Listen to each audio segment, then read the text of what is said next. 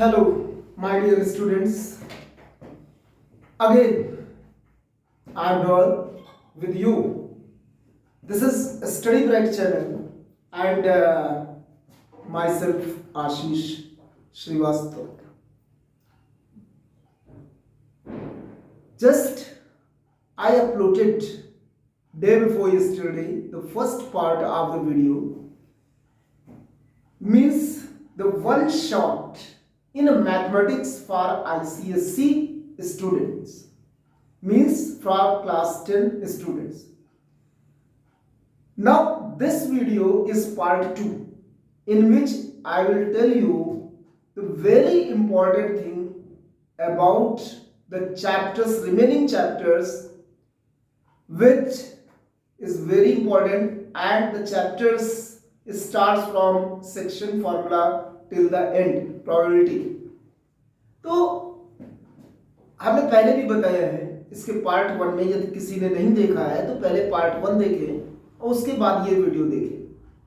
Part 1 में हमने chapter 1 यानी जीएसटी से शुरू किया था और चैप्टर 10 तक लेके गए थे, जिसमें कि हमारा रिफ्लेक्शन चैप्टर था, जिसमें मैट्रिक्स कवर था, एपीजीपी कवर था, मतलब सारी चीजें बताए one shot, that is approx 45 minutes. उसे बहुत ही इंपॉर्टेंट चीजें बताई गई थी। इस वीडियो में भी बहुत सारी चीजें बताऊंगा, इसलिए please watch the video till the end. तब आपको, अगर आपके मतलब कि कोई भी टॉपिक नहीं क्लियर होता है तो you can comment, I will explain, I will tell you, okay. और साथ में ये भी बताना चाहेंगे कि ये जो हम बता रहे हैं इससे आपके मार्क्स श्योरली इंक्रीज होंगे। जैसा हम पहले भी बता चुके हैं, यदि कोई 60% पाएगा तो 100% इससे कम से कम नहीं तो 20%, 10 से 20% का इंक्रीमेंट होगा। अगर कोई 80% मार्क्स कवर कर रहा है तो उसके 90 एबव आ जाएंगे, 90% से एबव।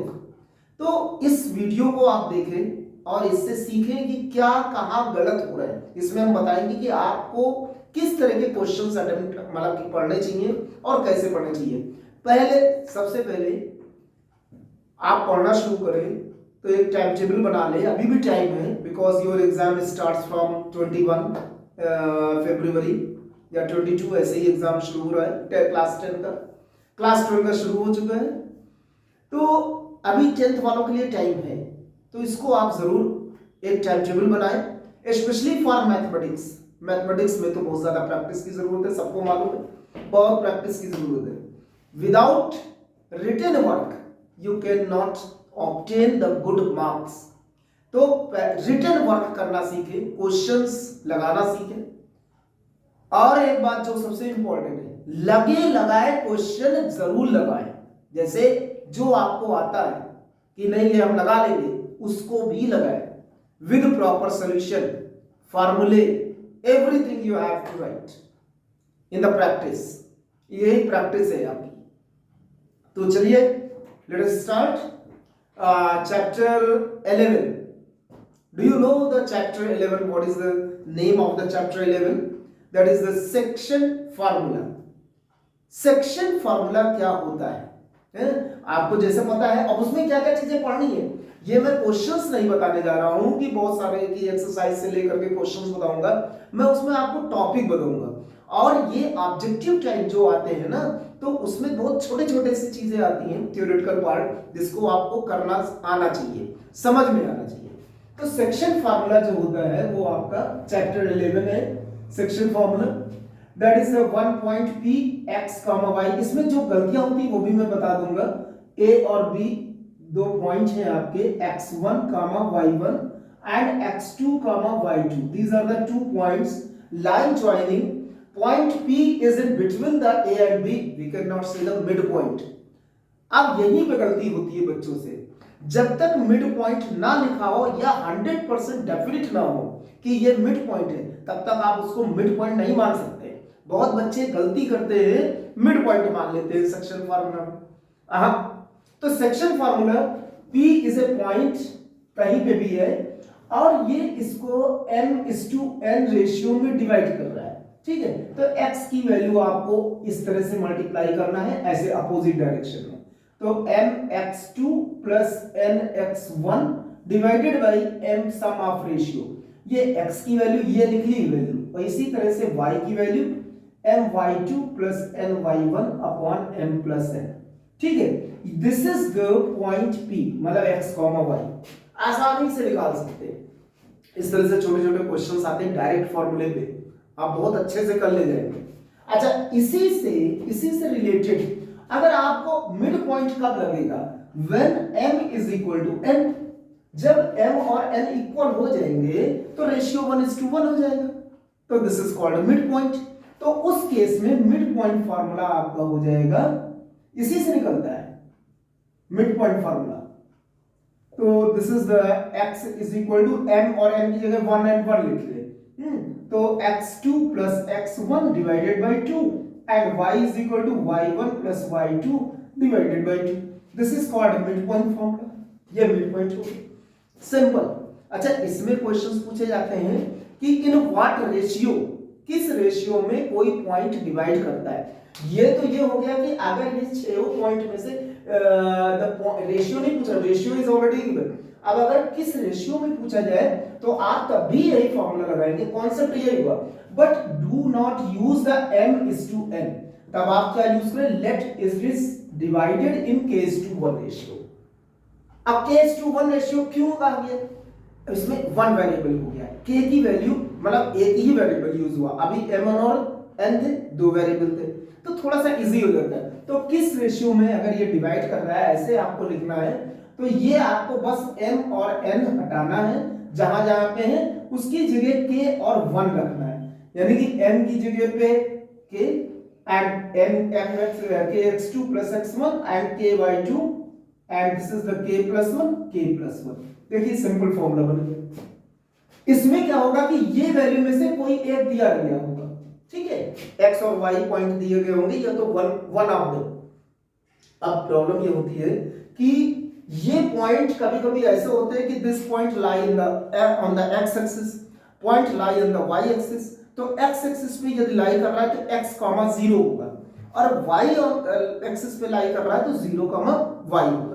यानी कि x एक्सिस पे अगर कोई पॉइंट लाई कर रहा है तो आप उसको हमेशा यही लिखेंगे, और y एक्सिस पे कोई पॉइंट लाई कर रहा है तो आप इसको हमेशा यही लिखेंगे। इस केस में y की वैल्यू 0 है और इस केस में x की वैल्यू 0 है। बहुत ध्यान देने की बात है, यही सबसे इंपॉर्टेंट चीज होती है। अगर कोई लाइन x एक्सिस को कट करती है तो वो इंटरसेक्शन पॉइंट x, 0 होगा। अगर कोई लाइन y एक्सिस को कट करती है तो इंटरसेक्शन पॉइंट 0, y होगा, ये ध्यान रखिएगा। और जो 0 होगा उसी को लेके चलेंगे। जैसे मान लीजिए x एक्सिस को कट कर रहे हैं तो y की वैल्यू 0, तो फिर ये वैल्यू नहीं लेंगे, हमको k निकालना है, तो we will consider the y is equal to 0 and y2 y1 these are the given, then you can find the value of k।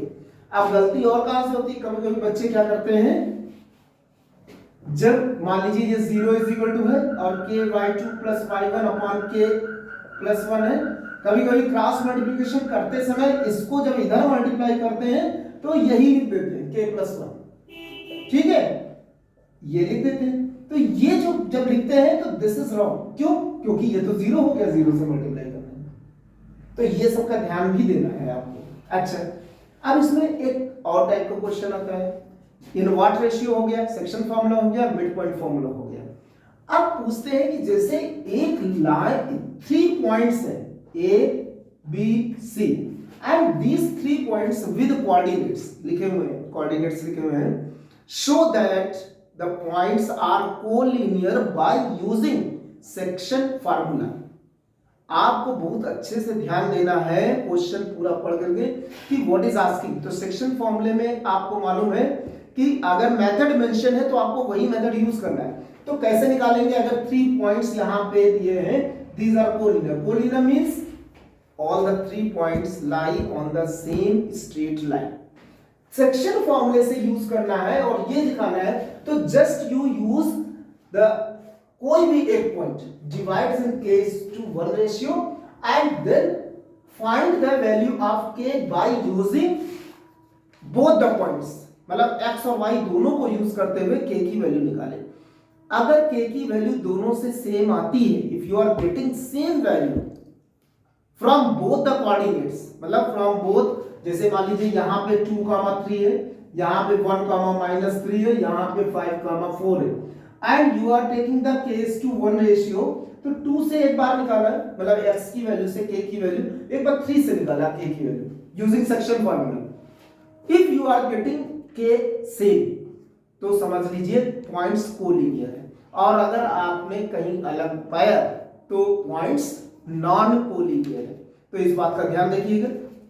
तो ये k की वैल्यू सेम आएगी, ठीक है, कोलिनियर के केस में। अब इसी में फॉर्मूला होता है सेंट्रॉइड ऑफ द ट्रायंगल, ठीक है। सेंट्रॉइड ऑफ द ट्रायंगल में आपको बस क्या करना है, ए बी सी और ये G पॉइंट हो गया, ये centroid, and then x1 y1 x2 y2 x3 y3 सबके x1 x2 plus x3 y3 ये x की value and y is equal to y1 plus y2 plus y3 y3, this is the value and then this is called centroid, coordinates of the centroid. तो ये छोटे छोटे, अब अच्छा इसमें जरूरी नहीं कि सिर्फ सेंट्रॉइड x और y पूछा जाए, हो सकता है कि कोई ये कोऑर्डिनेट ये पूछ लिया जाए, तो आपको इसी फॉर्मूले को यूज करना है।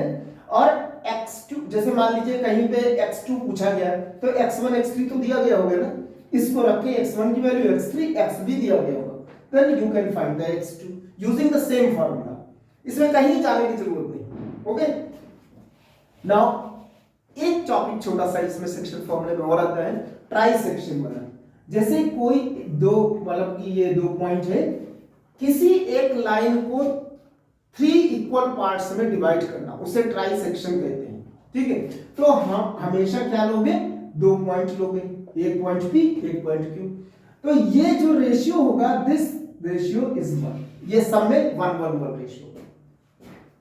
Try section means the line divides in 3 equal parts, ये कहलाता है ट्राई सेक्शन। जैसे बाई सेक्शन होता है वैसे ट्राई सेक्शन होता है। अब इसको हम निकालते कैसे हैं, जैसे अब एक साथ तो नहीं निकाल सकते ना, तो किसी एक को हम इग्नोर, मतलब कि छुपा देते हैं, और छुपाने के बाद मान लीजिए इसको छुपा लिए, इसको छुपा, अब ये नहीं है, समझ लीजिए। तो अब यहां से लेकर के यहां तक आपका क्या 1 हुआ, और यहां से यहां तक क्या हुआ 2 हो गया, 1 + 1 2 हो गया। तो आप इसको ऐसे फिर से बना सकते हैं, यहाँ P और यहाँ B, ये 2 रेशियो, अब यानी सेक्शन फॉर्मूला अब आप यूज कर सकते हैं। Then you can find the x, y जो भी निकालना है, ठीक, 1:2 रेशियो में डिवाइड हो गया। अब इसके बाद मान लीजिए इसको निकालना है, तो ये तो आपका निकल ही गया, ठीक है। एक और फिगर बना देते हैं, A हो गया, P हो गया, Q हो गया, B हो गया, ठीक। अगर आपने इसको हटा दिया तो फिर से तो वो 1:1 रेशियो हो गया, एंड दिस 1:1 रेशियो यानी Q is mid point of P and B। Q किसका मिड पॉइंट हो गया, P और B का मिड पॉइंट हुआ, तो मिड पॉइंट फार्मूला लगा सकते हैं, and then Q you can find out.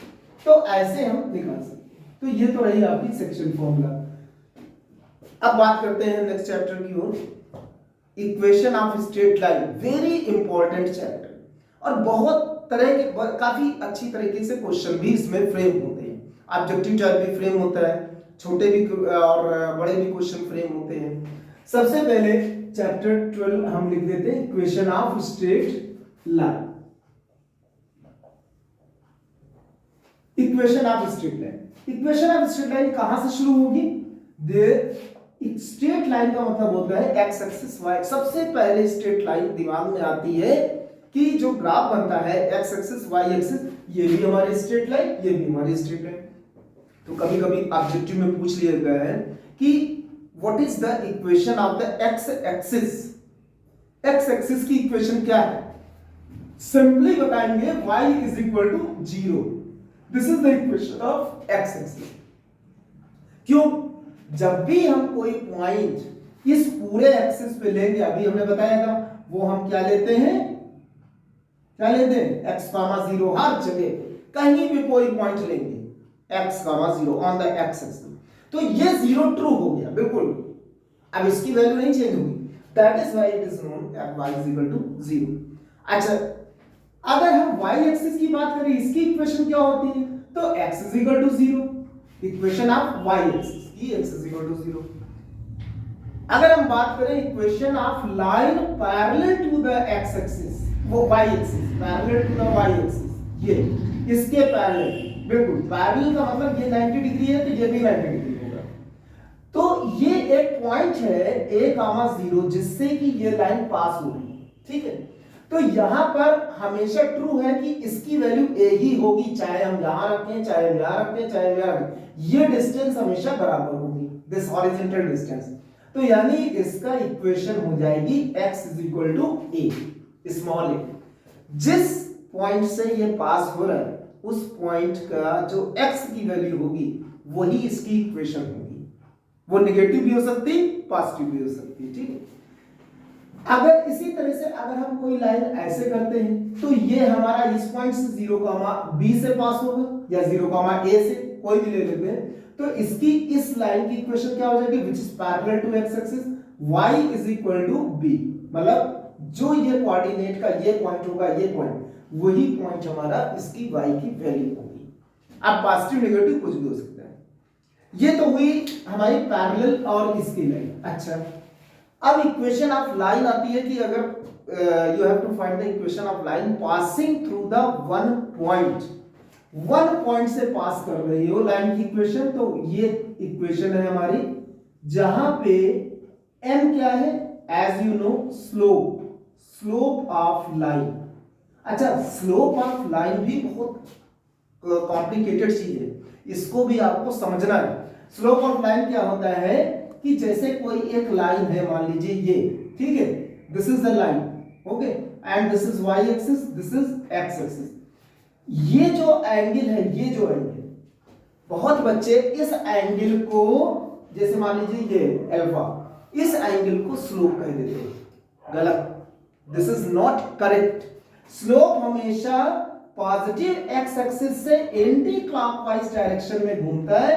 तो ये जो एंगल होता है, ये angle, this angle known as inclination, और इसके साथ जब टैन लगाते हैं, यानी कि इस थीटा के साथ जब टैंजेंट यूज करते हैं, then this is called slope of the line. ये है स्लोप, ठीक है। स्लोप ऑफ द लाइन बहुत जरूरी है समझना। ये वाला स्लोप नहीं है, ये वाला स्लोप है एंटी क्लॉकवाइज। लाइन का स्लोप हमेशा एंटी क्लॉकवाइज डायरेक्शन में रहता है, क्लियर। अच्छा, अब आपके पास में दूसरी इक्वेशन ऑफ लाइन क्या है, जैसे ये mx प्लस c, ये बहुत सिंपल लाइन है जिसको हम कहते हैं स्लोप इंटरसेप्ट फॉर्म। ये कहलाता है वन पॉइंट फॉर्म, ये स्लोप इंटरसेप्ट फॉर्म। ये c क्या है, what is c? c is y intercept. y intercept मतलब कोई एक लाइन जो y एक्सिस को कट करे, ये y एक्सिस को कट करे, तो जीरो ओरिजिन से this point is called c, यानी ये डिस्टेंस c कहलाती है, ठीक है, इसे कहते हैं y इंटरसेप्ट। इसी तरह से ये distance on the x axis is known as the x intercept. तो ये बहुत ही जरूरी है, ध्यान रखिए, क्लियर। नाउ अब स्लोप, लेकिन अभी स्लोप खत्म नहीं हुआ है। क्यों नहीं खत्म हुआ?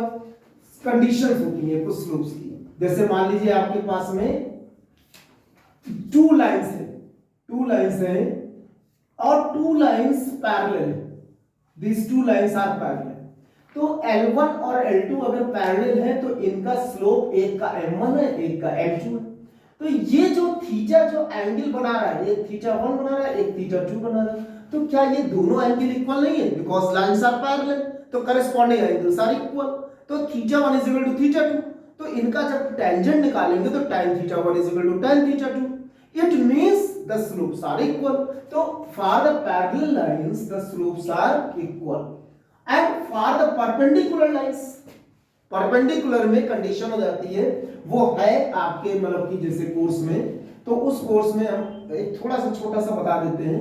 जैसे ये एक लाइन है and the other line is perpendicular on this is the perpendicular, okay, this makes the angle theta, okay, and this makes the, क्योंकि हमें इसी डायरेक्शन में चलना चाहिए, अल्फा, और दिस इज 90 डिग्री। अगर हम इन तीनों में रिलेट करें तो बताइए क्या आएगा? थीटा इज इक्वल, अच्छा ये आपका क्या है, ये L2 है और ये L1 है, ठीक है। इससे जो स्लोप बन रहा है वो m1 स्लोप बन रहा है, इससे जो स्लोप बन रहा है वो m2 स्लोप बन रहा है। अब थीटा की वैल्यू क्या हुई, exterior angle is equal to sum of opposite interior angles in a triangle. ये ट्रायंगल बना रहा है, देख रहे हैं, तो 90 प्लस अल्फा। अगर हम दोनों तरफ tan लगा दे तो tan theta is equal to tan 90 plus alpha. अभी क्लास 10 स्टूडेंट्स ने 90 माइनस थीटा तो एंगल पढ़ा है, बट 90 प्लस थीटा नहीं पढ़ा। ये जो वैल्यू होती है this is called minus cot alpha. अब इसको अगर हम चेंज करें, किस में चेंज करेंगे, 1 अपॉन tan अल्फा में, तो ये आ जाएगा हमारा tan theta is equal to minus 1 upon tan alpha and then multiply, तो ये आपका आ गया इज इक्वल टू माइनस 1। अच्छा, हमने बताया this is the line L1 यानी थीटा वाली जो लाइन है M1 कहलाएगी, this is M1 and this is M2 is equal to minus 1। तो if the lines are perpendicular then the product of their slopes is equal to minus 1। अभी भी इसकी चीजें खत्म नहीं हुई, इसमें बहुत सारी चीजें हैं। जैसे पूछ लिया जाता है what is the slope of the line which is equally inclined to the axis, equally inclined to the axis। तो equally inclined का मतलब हो गया जो x एक्सिस और y एक्सिस से बराबर एंगल बनाए। तो क्या एक ही लाइन ये है, नहीं, इधर भी बना सकती है, आपको ध्यान रखना है, इधर भी बना सकती है। तो इस केस में ये अगर 45 डिग्री है और हमने कहा लाइन हमेशा, लाइन का जो स्लोप का एंगल लिया जाता है यानी इंक्लिनेशन, वो हमेशा पॉजिटिव एक्स एक्सिस से लिया जाता है। तो ये जो इसका एंगल कितना हो जाएगा, इसका एंगल हो जाता है 90 प्लस 45 यानी 135 डिग्री। तो अगर हम इस लाइन की बात करते हैं तो tan 45 1 आता है, लेकिन इस लाइन की बात करते हैं तो tan 135 की वैल्यू माइनस 1 आती है। तो in that case the slope is plus minus 1। कब क्वेश्चन में, यदि कोई लाइन equally inclined to the axis यानी कि x एक्सिस और y एक्सिस यानी बोथ एक्सिस के हैं, तब जाकर के ये होता है। तो इस तरह से ये क्वेश्चन छोटे छोटे पूछे जाते हैं, इसके बारे में आप लोग ध्यान रखिएगा। अब बात करते हैं चैप्टर 13। चैप्टर 13 है आपका सिमिलरिटी। सब बहुत ही अच्छा चैप्टर है, लेकिन उसमें क्या क्या चीजें हैं कुछ खास नहीं है, लेकिन तब भी बच्चों को परेशान करता है ये चैप्टर। कैसे परेशान करता है, हम करस्पॉन्डिंग साइड्स नहीं समझ पाते हैं, सिमिलरिटी का मतलब नहीं समझ पाते। सिमिलर का मतलब होता है if two triangles are similar. कब सिमिलर होते हैं, when there pair of angles, मतलब कि दो ट्राइंगल के यदि पेयर ऑफ एंगल्स इक्वल है, यदि एंगल्स इक्वल है तो वो कहलाते हैं सिमिलर। यानी हम शेप की बात कर रहे हैं ना कि साइज की बात कर रहे हैं। जैसे फॉर एग्जांपल एक ट्राइंगल ये हुआ हमारा और एक ट्राइंगल ये हुआ, दोनों बड़े छोटे हैं बट द एंगल्स जैसे 60 डिग्री हो गया, मान लीजिए ये मान लीजिए 45 डिग्री हो गया, तो ये आपका कितना हो जाएगा, और इधर एंगल 60 डिग्री हो गया और इधर एंगल 45 डिग्री हो गया। तो it means these are the similar triangle. क्यों, थर्ड एंगल अपने आप इक्वल हो जाएगा, 180 से सब्ट्रैक्ट करेंगे तो 120 145, तो कितना हो जाएगा आपका 180 से अगर हम 60 सब्ट्रैक्ट करें तो 120, 45 सब्ट्रैक्ट करें तो कितना आया 75 डिग्री। तो ये 75 डिग्री हो गया, तो इधर भी आपका 75 डिग्री हो गया, ठीक है। तो इस तरह से ये आपके तीनों एंगल दोनों में सेम होंगे। इस तरह के ट्रायंगल्स को कहते हैं सिमिलर ट्रायंगल। बट क्वेश्चन कहां उठता है सिमिलर ट्रायंगल में, सिमिलर तो प्रूव हो गया कि इसमें एक थ्योरम होती है रेशियो थ्योरम। रेशियो थ्योरम का मतलब होता है if the two triangles are similar then the ratio between their corresponding sides. ये करस्पॉन्डिंग का जो मीनिंग होती है ना, करस्पॉन्डिंग ही सब दिक्कत करता है। The ratio between their corresponding sides are equal. कैसे होता है, जैसे एक आपको एग्जांपल दे रहे हैं, जैसे मान लीजिए ये है ये ऐसे, ठीक है, थोड़ा सा चेंज करते हैं, ये एक 90 डिग्री का एक वो है और एक इधर आपका है दिस, ओके। एक ABC is the right angle triangle and D is also BD is also at 90 degree, मतलब परपेंडिकुलर लाइन। हमें दिखाना है कि ये जो ट्राइंगल है सिमिलर है, ठीक है। ये कौन कौन से कितने ट्राइंगल आपको दिख रहे हैं? देयर आर 3 ट्राइंगल्स, एक ये दिख रहा है, एक ये दिख रहा है, एक पूरा दिख रहा है। तो इसको सिमिलर दिखाने के लिए आप पहले एक ट्राइंगल को पहले आप एंगल निकाल लीजिए। जैसे ये एंगल आपने, ये पूरा 90 है इस पूरे ट्राइंगल में, ये अगर x है तो इस पूरे ट्राइंगल में ये बताइए कितना हो जाएगा? 90 माइनस x हो जाएगा। क्यों? अगर ये 90 है तो इन दोनों का सम तो 90 होगा ना, ठीक। अब ये 90 है, ठीक है, ये 90 ये x, तो ये एंगल कितना हो जाएगा? 90 माइनस x हो गया, क्लियर। अगर ये 90 है, 90 माइनस x है, तो ये एंगल कितना हो जाएगा? x हो जाएगा। अब आपको दिखाई पड़ रहा है कि ये ट्राइंगल सिमिलर है। कैसे सिमिलर? ये x है तो ये भी x है, ये 90 माइनस x है तो ये 90 है, ये 90 है तो ये 90, तो ये सिमिलर हो गए। But how to find the corresponding sides? Ratio between the corresponding side. Ratio between the corresponding sides का मतलब होता है कि you can take the sides, वैसे जैसे मान लीजिए आप ट्राइंगल 1 की एक साइड लीजिए, जैसे ए बी, रेशियो निकालना है, करेस्पॉन्डिंग का मतलब समझा रहे हैं। तो इस ट्राइंगल में कौन सी साइड होगी? कुछ बच्चे कहेंगे सी डी, कुछ बच्चे कहेंगे बी डी, कुछ बच्चे कहेंगे बी सी। हमें वैसे ही साइड लेनी है जैसे ट्राइंगल 1 में है। ट्राइंगल 1 में हमने ए बी लिया है, तो यानी एक ये इस वाले ट्राइंगल के लिए तो 90 माइनस एक्स एंगल है और एक्स एंगल है, उसी तरह का साइड लेनी है जिसमें ये दोनों एंगल आते हो। इसका मतलब डिवाइड करेंगे बीसी से, ये करेस्पॉन्डिंग का मतलब होता है। अगर हमने इस ट्राइंगल का एडी लिया, मान लीजिए एडी लिए, इस ट्राइंगल का एडी लिए, तो इस ट्राइंगल का कौन सा लेंगे? अब देखिए यहाँ पे x है, यहाँ पे 90 है, इसके लिए तो इस ट्राइंगल में ये जो साइड है यहाँ पे x है, यहाँ पे 90 है, यानी हम कौन सा लेंगे? BD लेंगे, क्लियर। इसे कहते हैं करेस्पॉन्डिंग साइड। इसी तरह से इस ट्राइंगल का अगर हमने BD लिया, अभी जो ये जो BD आया है ये इस ट्राइंगल के लिए क्योंकि ये कॉमन साइड है, ठीक। इस ट्राइंगल का अगर हमने BD लिया तो इस ट्राइंगल का अब कौन सी साइड बची? 90 माइनस एक्स 90, 90 माइनस एक्स 90, यानी CD। This is called corresponding ratio. यदि इसी में एक बढ़ के आता है area theorem. If the triangles are similar then the ratio between their areas is equal to is ratio of their squares of corresponding sides। मतलब इनका अगर हम स्क्वायर कर दें तो ये जो है आपका area of triangle A B D upon area of triangle A B C D, इसको स्क्वायर कर दीजिए और बस ये बन गया आपका एरिया का रेशियो। करेस्पॉन्डिंग रेशियो थ्योरम अलग होता है, एरिया थ्योरम अलग होता है। एरिया थ्योरम में आपको स्क्वायर लगाना पड़ेगा जो आपने करेस्पॉन्डिंग साइड्स का रेशियो निकाला है, but question is again the triangle must be similar. तो ये तो आपका ये हुआ। अच्छा, इसी तरह से एक और पार्ट आता है इसमें,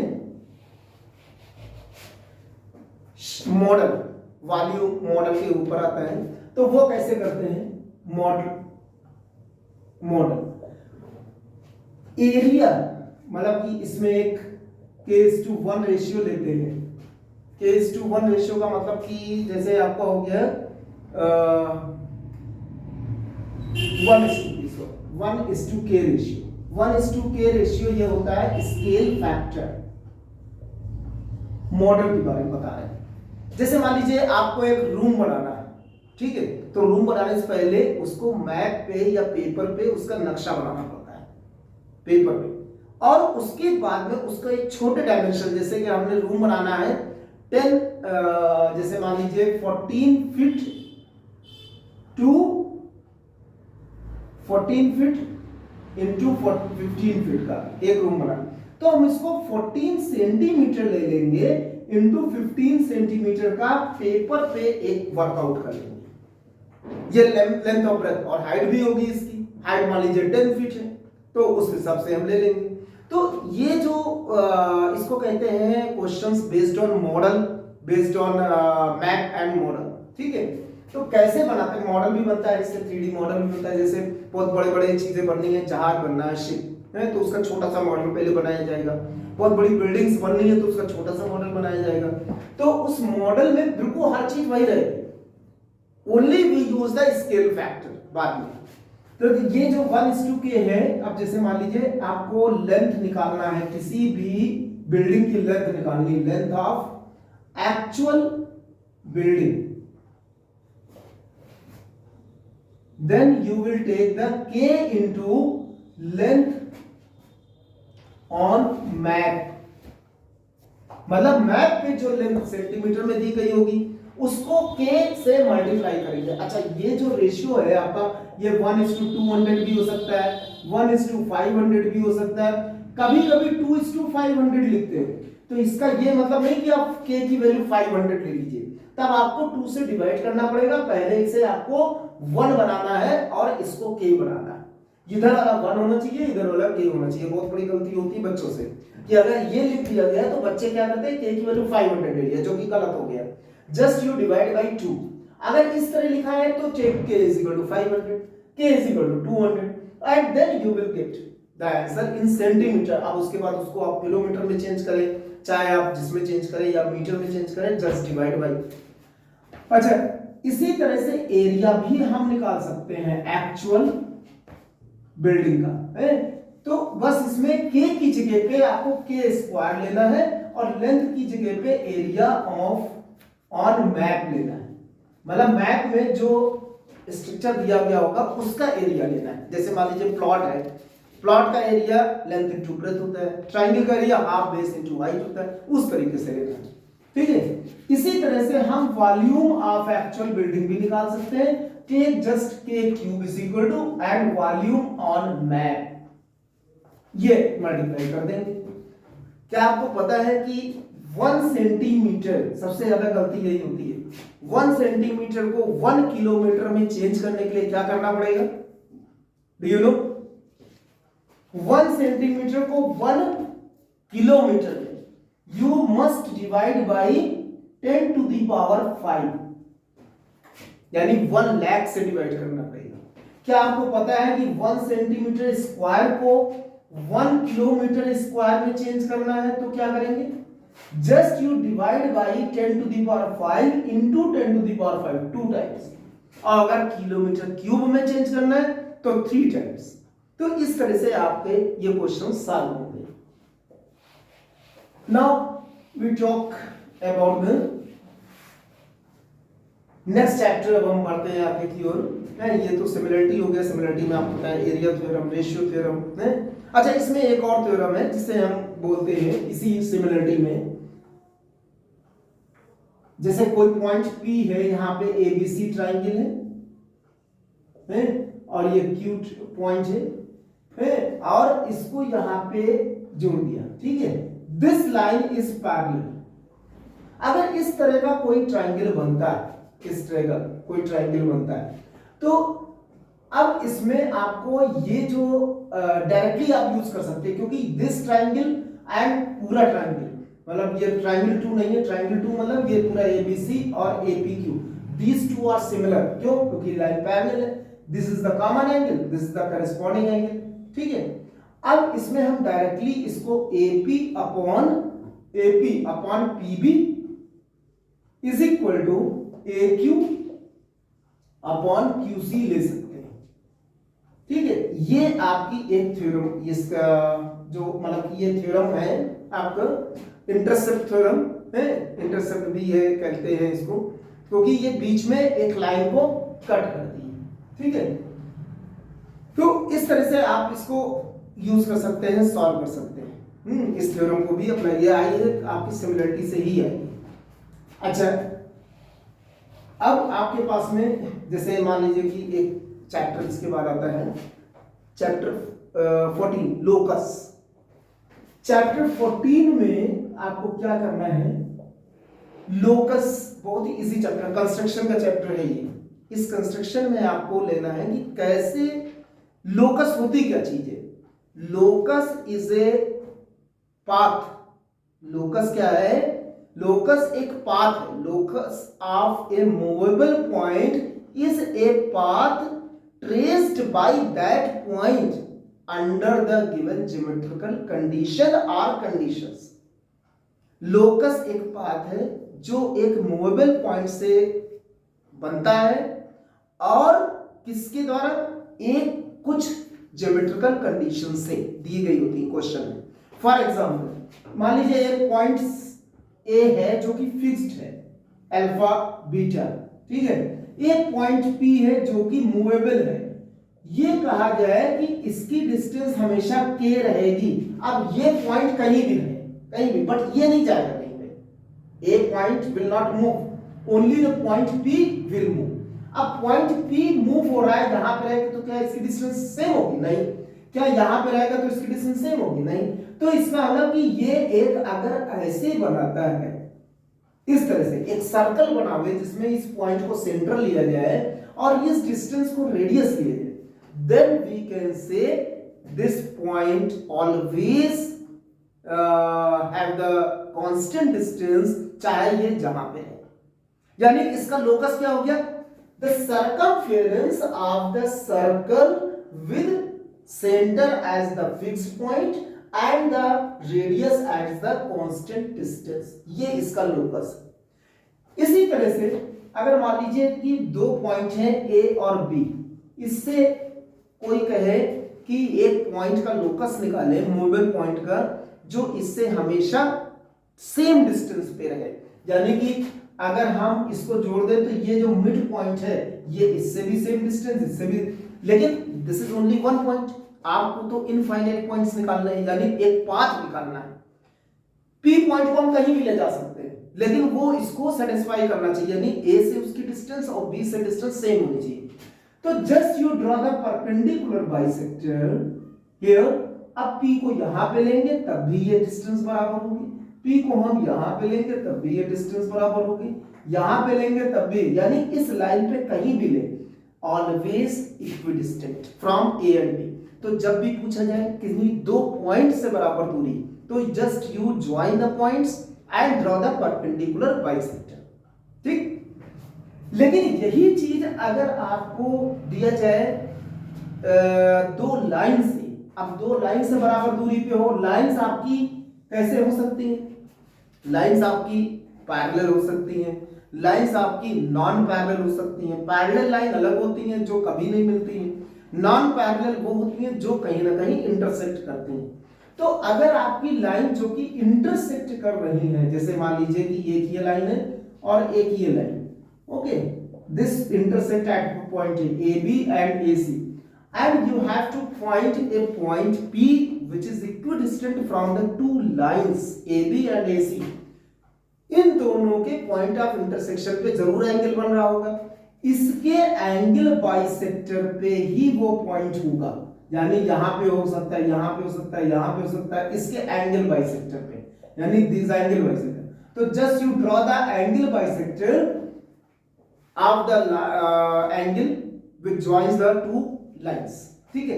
लेकिन अगर पैरेलल लाइन की बात जहां तक आती है, तो पैरेलल लाइन पे अगर हम बात करते हैं, तो पैरेलल लाइन पे अगर हम कहें कि ये इक्विडिस्टेंट पे हो, वो लाइन मूवेबल पॉइंट इक्विडिस्टेंट पे हो इन दोनों लाइन से, तो ना तो इधर हो सकता है ना तो इधर हो सकता है। Just it will pass through the mid way parallel, इसको बोलते हैं मिड वे पैरेलल, ठीक। लेकिन अगर only find the locus of the point which is movable, which is at a constant distance from a line, एक line से हो, एक लाइन आपके पास दी गई है और उससे हमेशा मान लीजिए किसी डिस्टेंस पे 2 सेंटीमीटर पे बराबर दूरी पे हो, तो just you draw the line parallel to AB at distance 2 centimetre, यानी ये डिस्टेंस हमेशा बराबर रहेगी, तभी ये पॉइंट इस पे कहीं पे रहे, दैट इज द लोकस। तो ये कुछ पॉइंट्स हैं जिसको आपको देखना है। तो पहला पॉइंट है एक fix point, draw the circle, two fix point, draw the perpendicular bisector, one line, draw a line parallel to that, two lines, angle bisectors, two parallel lines, midway parallel line. ठीक है, तो ये 5 चीजें हैं locus में, इनको आपको construct करना है। तो ये तो हुआ आपका लोकस चैप्टर 14। अब इसके बाद जो आता है वो चैप्टर 15 है। उस चैप्टर 15 में आपको सर्कल के बारे में है, एंगल प्रॉपर्टीज, बहुत सारी एंगल प्रॉपर्टीज हैं, लेकिन वो उस चैप्टर को आपको बना करके फिगर, जब भी आप जितने भी चैप्टर्स आज हमने बताए उन सब चैप्टर के क्वेश्चंस कोई भी आए आप फिगर जरूर बनाएं।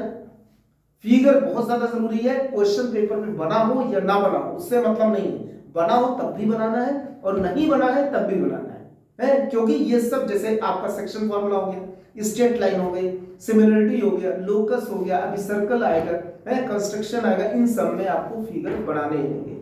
Without figure if you are doing the question you can lose, you may lose the marks. तो सब आपको फिगर्स जरूर बनाने हैं। तो अगर हम चैप्टर 15 की बात करते हैं जिसमें एंगल प्रॉपर्टीज के बारे में है, तो बहुत ही सिंपल एंगल प्रॉपर्टीज हैं जिसको आपको देखना है। सबसे पहले हम कुछ फिगर, कुछ सर्कल बना देते हैं, उसको आप देखिएगा कि कैसे ये एंगल बने। सबसे पहले अगर कोई भी, मान लीजिए ये क्या होता है, आर्क होता है, A B is the arc, और इसको अगर ज्वाइन कर दे तो ये कॉर्ड भी, इसे कॉर्ड भी कहते हैं और इस पार्ट को आर्क कहते हैं। ये आर्क है हमारा। इसको लिखने का तरीका ये हो गया, और कॉर्ड जो लिखा जाता है बस कॉर्ड को ए बी भी लिखा जाता है। इस आर्क को हम ऐसे भी लिख सकते हैं, इस तरह सिंबल बना करके, मतलब ये तरीके हैं। अच्छा, इस कॉर्ड से अगर कोई एंगल सरकमफेरेंस पे बन रहा है, मान लीजिए ये एंगल एक्स बन रहा है, इसी कॉर्ड से अलग पॉइंट पे बन रहा है सरकमफेरेंस पे, मान लीजिए ये पॉइंट हो गया आपका P और ये पॉइंट Q, तो ये जो एंगल एक्स बना है ना, सेम एंगल एक कार्ड, एक वन आर्क आर या वन कार्ड ए बी, इससे जो एंगल यहां पे बन रहा है उससे जो एंगल इधर बनेगा, दोनों सेम होंगे, इक्वल एंगल। ठीक है, ये आप जरूर याद रखिएगा। लेकिन ये पॉइंट P और Q इस कार्ड या आर के सेम डायरेक्शन में, एक ही डायरेक्शन में होना चाहिए, साथ में सरकमफेरेंस पे ही होना चाहिए। सरकमफेरेंस पे हम अगर ये पॉइंट P अंदर है या कहीं और है तो we can not use the same theorem. ठीक है, तब इक्वल नहीं हो सकते। तो सबसे पहले आपको ये देखना है। अच्छा, सेकंड क्या है, इसी से रिलेटेड है, अगर ए बी एक आर्क या कॉर्ड है, उससे हम एक सेंटर पे एंगल बना रहे हैं, जैसे मान लीजिए सेंटर पे बनाया, ये सेंटर पे एक्स बन रहा है, तो सेम कॉर्ड या सेम आर्क से अगर हम सर्कल के किसी और पॉइंट पे बनाए सेम डायरेक्शन, तो this angle must be half of the angle at the centre, half of the angle at the centre. यानी यहां अगर 60 डिग्री बना तो यहां 30 डिग्री बनेगा, यहां अगर 45 डिग्री बना तो यहां 90 डिग्री बनेगा। ठीक है, इसको ध्यान रखिए। इसी तरह से अगर इफ ये A B is the diameter, ये सेंटर है, जब तक सर्कल में बहुत बड़ी गलती बच्चे करते हैं कि कभी कभी एक लाइन को डायमीटर मान लेते हैं, जबकि वो कहा नहीं रहता दिस इज द डायमीटर। जब तक स्पेसिफाई ना हो कि वो लाइन सेंटर से पास हो रही हो, या स्पेसिफाई ना हो कि वो लाइन एक डायमीटर है, you can not assume as diameter, diameter नहीं मान सकते। अब जैसे ये डायमीटर है, हमने बता दिया दिस इज डायमीटर, इससे जो भी एंगल कहीं पे बने सर्कल पर, किसी डायरेक्शन में बने, यहां पे बने, ऊपर बने, नीचे बने, कहीं भी बने, दिस इज ऑलवेज 90 डिग्री, ये सब 90 डिग्री है। यानी डायमीटर से बना हुआ एंगल हमेशा 90 डिग्री होता है। ठीक है, सरकमफेरेंस ये तो है कुछ। अच्छा, और भी है, मैं बता रहा हूं। अब यहां पे आपको साइक्लिक क्वाड्रिलेटरल के बारे में थोड़ा देख लीजिए। साइक्लिक क्वाड्रिलेटरल बहुत ही अच्छा टॉपिक है। साइक्लिक क्वाड्रिलेटरल किसे कहते हैं? वो क्वाड्रिलेटरल जो सर्कल में इंस्क्राइब्ड हो। इंस्क्राइब्ड और इनसाइड दोनों में डिफरेंस होता है। इनसाइड का मतलब होता है ऐसे, ऐसे भी हो सकता है, ऐसे भी हो सकता है। बट इंस्क्राइब्ड क्या होता है कि उसके चारों vertices, all the 4 vertices lie on the circle, ये कहलाता है इंस्क्राइब्ड। जब इस तरह का कोई क्वाड्रिलेटरल होता है तो ये तो साइक्लिक होना ही है। लेकिन साइक्लिक की डेफिनेशन अलग होती है। साइक्लिक की डेफिनेशन होती है जब किसी भी क्वाड्रिलेटरल में, वो चाहे सर्कल के अंदर हो या ना हो, किसी भी क्वाड्रिलेटरल में the sum of opposite angles if 180 degree, अगर अपोजिट एंगल का सम, जैसे मान लीजिए ये है आपका, इसका सम 180 डिग्री है, तो ये एक साइक्लिक क्वाड्रिलेटरल है। इसको बहुत बुक में भी नहीं लिखा होता है, बहुत बच्चे जानते भी नहीं है, तो आपको ध्यान देना है। लेकिन अगर वही क्वाड्रिलेटरल इंस्क्राइब्ड है तो ये बिना प्रूफ किए ये है ही है साइक्लिक, उसको कतई प्रूफ की जरूरत नहीं। तो इसमें क्या करना है आपको, द साइक्लिक क्वाड्रिलेटरल हो चुका है, तो you can say that this angle A plus angle C is equal to 180 degree, या angle B plus angle D is equal to 180 degree. अगर इसी को किसी एक साइड को हम बढ़ा देना, देखिए, तो this angle is x, okay, तो इसके इंटीरियर अपोजिट एंगल क्या हो जाएगा, ये भी x। This is also the property of the cyclic quadrilateral, the exterior angle is equal to opposite interior angle. ठीक, ये तो साइक्लिक क्वाड्रिलेटरल की बात आ गई। अब मैं आपको बताता हूं अल्टरनेट सेगमेंट थ्योरम, जो कि काफी कॉम्प्लिकेटेड है लेकिन बहुत इजी भी। ये क्या कहलाता है, ये टेंजेंट पे काम करता है। एक टेंजेंट लिया, जैसे आपने ये टेंजेंट लिया, इस tangent PT is the tangent. From this P draw a chord PQ। एक कॉर्ड को हमने ड्रॉ किया, इस कॉर्ड से एक एंगल सबटेंड किया, ठीक है, R पे, दिस एंगल इज x। तो यही x आपका ये कॉर्ड और टेंजेंट के बीच का भी होगा इन अपोजिट डायरेक्शन, इसको कहते हैं अल्टरनेट डायरेक्शन, इसीलिए इसका नाम पड़ा alternate segment theorem. Alternate segment theorem, तो this angle and this angle both are equal. अच्छा, आप कभी कभी गलती करते हैं, जैसे मान लीजिए ये अगर इसी कार्ड से हम इधर भी बना सकते हैं, अगर इस कार्ड से इधर बनाए तो इधर भी तो बना सकते हैं। तो ये अगर एंगल y है, तो अब कौन सा एंगल y होगा बच्चों, अब होगा इसी कार्ड से ये टेंजेंट तक की जो भी एंगल है ये आपका y कहलाएगा। ठीक, ये अल्टरनेट सेगमेंट थ्योरम होती है। कहीं पे भी किसी क्वेश्चन में, इससे क्वेश्चन जरूर आते हैं, किसी भी क्वेश्चन में यदि एक टेंजेंट दिया गया हो और उससे कॉर्ड हो, तो समझ लीजिए अल्टरनेट सेगमेंट थ्योरम लगनी तय, मतलब वही लगेगी।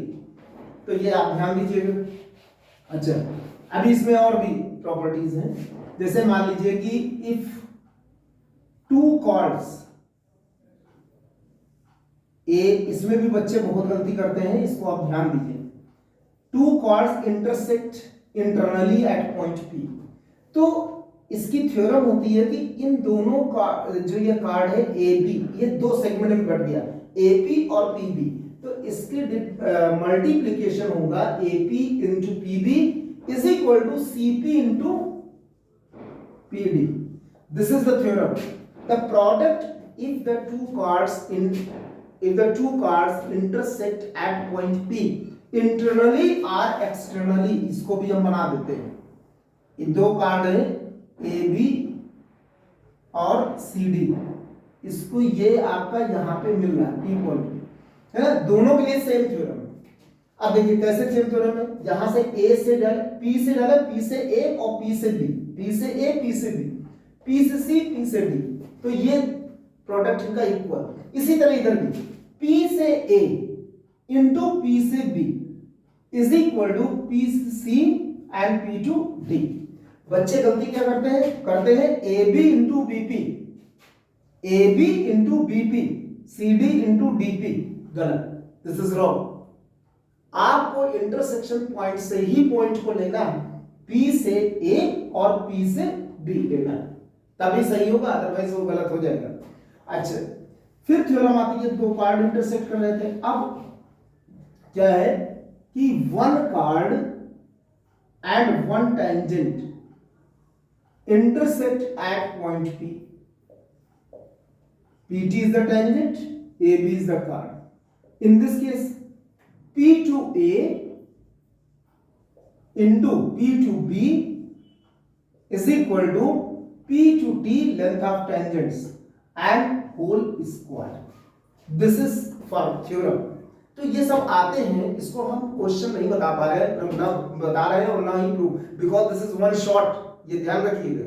ऐसा नहीं है कि इसमें क्वेश्चंस नहीं, क्वेश्चन बहुत सारे हैं, आप बुक लीजिए पढ़िए, मैं आपको रिवाइज करवा रहा हूँ, तो इसको आप देखिए, ये आपके एग्जाम में काफी हेल्पफुल साबित होगा, ठीक है। अब ये आपका रहा सर्कल चैप्टर, इतना ही है, ठीक है। इसमें और भी चीजें हैं जो क्लास 9 में पढ़ाई जा चुकी हैं, जैसे फॉर एग्जांपल एक टेंजेंट अगर है और यहां से अगर सेंटर से इसके ऊपर परपेंडिकुलर, इसके ऊपर कोई लाइन ज्वाइन होती है सेंटर से हो, तो दिस इज ऑलवेज 90 डिग्री, ये आपने क्लास 9 में पढ़ा, ठीक है। इसी तरह से कॉर्ड प्रॉपर्टी आपने क्लास 9 में पढ़ा, ये भी आ सकता है, इसमें कोई दिक्कत नहीं, कि AB is the chord and O is the center. From O draw the perpendicular, then it will divide into two equal parts. Chord will divide into two equal parts. ये क्लास 9 में पढ़ा आपने। तो यह दो कार्ड बराबर equidistant from the, ये भी मैं रिवाइज करा दे रहा हूं, जैसे कि अगर ये कार्ड है, ये कार्ड है AB एंड CD, ठीक है, O से, अगर ये डिस्टेंस और ये डिस्टेंस बराबर है, O से N, O से M इक्वल है, then the cards are also equal. If the cards are equal, then O to N and O to M are also equal. ये सब आपने पढ़ रखा है क्लास 9 में। तो ये जो चैप्टर था, इसमें मतलब कि कंस्ट्रक्शन का, वो सॉरी ये सर्कल का, इसके पहले सिमिलरिटी का, लोकस का, ये सब क्या है कि एक तरीके से मिलते हुए चैप्टर्स हैं। बस one more chapter I will tell you in this video, and then the last 4 chapters जैसे मेंसुरेशन, ट्रिग्नोमेट्री, प्रोबेबिलिटी, स्टैटिस्टिक्स, वो मैं आपको नेक्स्ट वीडियो में बताऊंगा पार्ट 3 में। बस एक लास्ट चैप्टर आप और बने रहिए हमारे साथ और देखिए construction. Construction is very important आपकी बार, क्योंकि ये कई पिछले साल भी रिड्यूस हो गया था, इस बार ये आ रहा है, तो इसको आप ध्यान से देखिए। तो कंस्ट्रक्शन क्या होता है? कंस्ट्रक्शन बहुत ही सिंपल है। इसमें आपको दो तरीके से, एक तो कंस्ट्रक्शन ऑफ टेंजेंट्स है, to tangents from N exterior point. जैसे मान लीजिए कि एक सर्कल है, उसका रेडियस दे रखा होगा, ठीक है, रेडियस मान लीजिए, और एक पॉइंट है P जो कि बाहर है सर्कल के, ठीक है। आपको क्या करना है? एक सर्कल पहले ड्रॉ करना है, एक सर्कल ड्रॉ करें, O is the centre and taking R as the radius जो भी दे रखा हो, and draw a circle. Then take point P outside the circle such that OP is equal to, अब ये डिस्टेंस भी दे रखी हो, ठीक है, कोई एक सर्कल। Then अब क्या करना है आपको? OP को बाइसेक्ट करना है। आपको बनाना क्या है ये हम बता दे रहे हैं, 2 टेंजेंट्स बनाना है। अच्छा, किसी सर्कल में अधिक से अधिक कितने टेंजेंट बन सकते हैं? 2 से ज्यादा बन नहीं सकते अगर एक्सटीरियर पॉइंट दिया गया है। तो आपका ये एक्सटीरियर पॉइंट, इसी से आपको 2 टेंजेंट बनाने हैं, बस यही कंस्ट्रक्शन है। तो आपको इसको बाइसेक्ट करना है। आप बाइसेक्ट करने के लिए कंपास का यूज करिएगा। P को सेंटर लीजिए, मोर देन हाफ रेडियस लीजिए, एक यहां पे डालें, एक यहां पे ऐसे नीचे। इसी तरह same radius O as a centre, draw the same arc and which cut the previous arc at this and then join this, ठीक है। ये आपका M पॉइंट, ये मिड पॉइंट होगी। Then take M as the mid point and radius as PM and draw a circle, draw a circle, ठीक है। इस circle को ड्रॉ करें। इस सर्कल, ये सर्कल जहां पे कट करेगा प्रीवियस सर्कल को Q और R पे, वहीं पे आप इसको P से Q जोड़ दीजिए और P से R जोड़ दीजिए। ये बन गया आपका 2 टेंजेंट। बड़ा सिंपल, बहुत ही सिंपल, ठीक। इसको वीडियो को आप दोबारा देख लीजिएगा इसको सुनने के लिए। नेक्स्ट है आपका कि इनस्क्राइब्ड और सर्कमस्क्राइब्ड सर्कल बनाने के लिए, जैसे मान लीजिए कोई एक ट्रायंगल है, एक ट्रायंगल को कंस्ट्रक्ट करें आप, है ABC, उसमें दिया गया होगा, मेजरमेंट्स ऑफ द ट्रायंगल दिए गए होंगे, आपको कंस्ट्रक्ट करना है एक सर्कमस्क्राइब्ड सर्कल। सर्कमस्क्राइब्ड सर्कल इस ट्रायंगल में। सर्कमस्क्राइब्ड सर्कल किसे कहते हैं? जो ट्रायंगल के तीनों वर्टिसेस को टच करे, उसे सर्कमस्क्राइब्ड सर्कल कहते हैं, यानी बाहर से होना चाहिए। तो just you draw the construct this triangle and for the circumscribed circle draw the perpendicular bisector of any two sides, any two adjacent sides। ये वर्ड हम यूज कर रहे हैं एडजेसेंट। एडजेसेंट का मतलब, अब इसमें तो दो साइड यूज करेंगे तो ये भी एडजेसेंट है, ये भी एडजेसेंट है, लेकिन अगर बाय चांस आपका ये क्वाड्रिलेटरल आ गया तो इसमें अगर हम कह दें एनी टू साइड्स, तो एनी टू साइड्स तो ये भी हो गए ना, लेकिन एडजेसेंट का मतलब हुआ कि ये साइड और इससे मिली हुई साइड। ये बहुत बड़ा इसका वर्ड है, ये पॉइंट होता है। एडजेसेंट ही होना चाहिए, एनी टू नहीं होना चाहिए। तो two adjacent sides you can से, तो इसका परपेंडिकुलर बाइसेक्टर खींचे, जो आपको पता है परपेंडिकुलर कैसे खींचा जाता है। इसको आपने खींचा जहां पे ये दोनों परपेंडिकुलर बाइसेक्टर मिलते हैं, दैट पॉइंट इज पी। इस पी से या ओ भी हम ले सकते हैं, इस ओ से ओ को सेंटर लेना है, एनी वर्टेक्स ज्वाइन नहीं करना है, इसको रेडियस लेना है, एनी वर्टेक्स उसी को भी एक लेना है radius, and then draw the circle. ये बन गया आपका सर्कमस्क्राइब्ड सर्कल, बड़ा इजी। कोई भी दो परपेंडिकुलर मतलब एडजेसेंट साइड्स के परपेंडिकुलर बाइसेक्टर खींचिए, जहां पे मीट करेंगे वो पॉइंट सेंटर हो गया, उस सेंटर से किसी एक वर्टेक्स की डिस्टेंस लीजिए, उस डिस्टेंस को रेडियस कहेंगे और सर्कल खींच दीजिए, सिंपल। वो चाहे आपका ट्राइंगल के बाहर हो, चाहे क्वाड्रिलेटरल के बाहर हो, चाहे हेक्सागोन के बाहर हो, चाहे पेंटागन, किसी भी पॉलीगॉन के बाहर यही मेथड अप्लाई होगा, सेम होगा। अब बात करते हैं इंस्क्राइब्ड। इंस्क्राइब्ड में क्या करना है, ट्राइंगल आपने बनाया, ठीक है। ट्राइंगल बनाने के बाद में after constructing the triangle, draw the angle बाइस। अच्छा, इंस्क्राइब्ड का मतलब क्या होता है, वो सर्कल जो अंदर से साइड्स को टच करे, सारी साइड्स को टच करे, उसको कहते हैं inscribed circle. Two adjacent angle bisector लीजिए, इसमें भी एडजेसेंट वर्ड यूज होगा, टू एडजेसेंट एंगल बाइसेक्टर। तो जैसे हमने बी लिया, इसका एक एंगल बाइसेक्टर, एक सी लिया, इसका एंगल बाइसेक्टर, यहां पे जो मिलेंगे दिस पॉइंट इज आई। अब I is the in centre, ये इन सेंटर है, इस इन सेंटर से आप परपेंडिकुलर ड्रा करेंगे इधर नीचे की ओर, ऊपर तो जा ही नहीं सकता, अपोजिट साइड में, यानी जिन एंगल बाइसेक्टर को, जिनके इंक्लूडेड साइड को लिया ना, उसी पे नीचे आपको परपेंडिकुलर ड्रा करें। This perpendicular cut the side at point in, this point, this IN is the radius, I is the center, and draw the circle, जो इसको ऐसे अंदर की ओर बना। This is called in circle या inscribed circle, ठीक है। तो ये तीन तो आपके कंस्ट्रक्शन हो गए। अब एक हेक्सागोन होता है, रेगुलर हेक्सागोन कैसे बनाया जाता है उसको मैं बता देता हूं, यही हमारा लास्ट टॉपिक है। बड़ा ही सिंपल है। जैसे मान लीजिए कि एक हेक्सागोन बनाना है जिसकी साइड है 3 सेंटीमीटर। अच्छा, रेगुलर ही होगा, इर्रेगुलर नहीं होगा। रेगुलर में क्या होता है, all the sides are equal and all the angles are equal, ये होता है रेगुलर।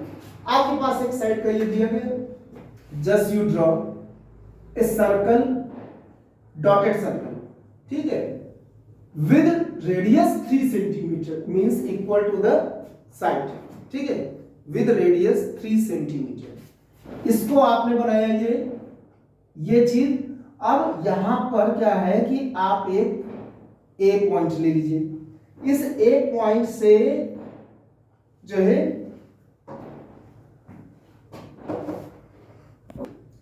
तो एक पॉइंट ए लीजिए आप, ए से 3A को सेंटर लेते हुए 3 सेंटीमीटर का रेडियस लेते हुए एक यहां पे आर्क कट कर ली, फिर B को सेंटर लीजिए और 3 सेंटीमीटर का रेडियस, फिर एक आर्क कट कर लिए। इसी तरह C से लीजिए, एक आर्क कट कर, D पॉइंट हो गया, इसी तरह A हो गया, F हो गया। इस तरह से आप बना सकते हैं DEF, और इसको फिर आप ज्वाइन कर दीजिए, ये चीज ऐसे बन गया सिंपल रेगुलर हेक्सागोन।